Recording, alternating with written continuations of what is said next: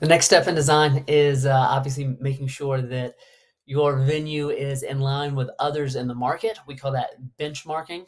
But competitors in this case are really interesting, right? If you think about any athletic team, any sports team, who's their big competitors? Let's use the Omaha Storm Chasers, minor league baseball team in Omaha. Who are their competitors?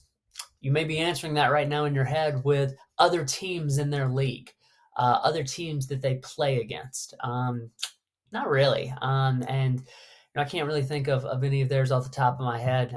But let's use another minor league team. Let's use Texas league teams. The Frisco Rough Riders and the Corpus Christi Hooks.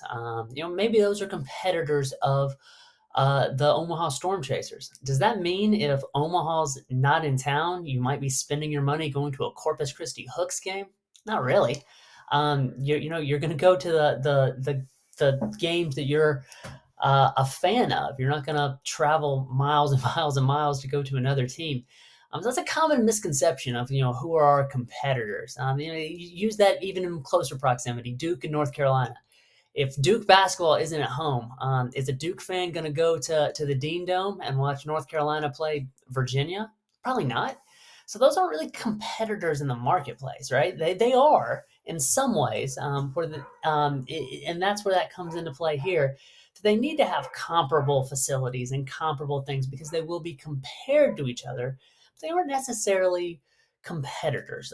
They are more than anything else, peers. And it's really important that we benchmark against our peers.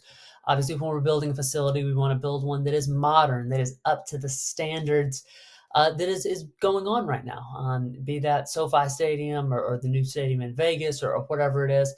You don't want to come in and build a stadium that looks like it should have been built 10 years ago. So benchmarking and reaching that standard is very important. Likewise, it's very, very important that the stadium is built in a way that it is accommodating to the fans, to players, and to staff. What we've talked about the last 2 weeks, that the stadium operates in a way that it should. And that starts with facility design. Again, I've seen a lot of buildings that architects go for what we call form over function. That means they want it to look better than it operates. And then that leads to issues for the staff. You can run into that same thing with fans.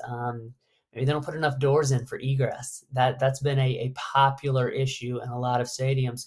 The designers wanted it to look a certain way, and they didn't put enough ways to get out of the stadium.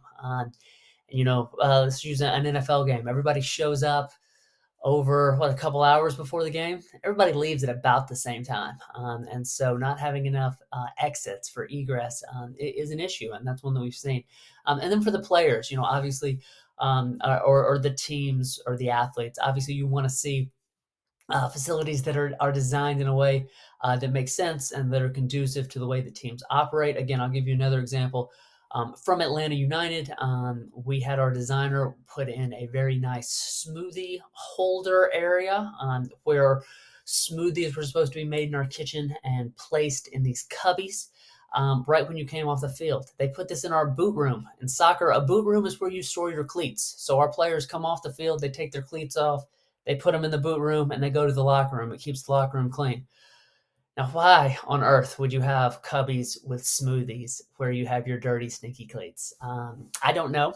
The building designer could never tell me that, why they thought that was a good idea to put that in there. But needless to say, we didn't use that. That's not where we put our smoothies and our recovery drinks for after practice because that's not very sanitary.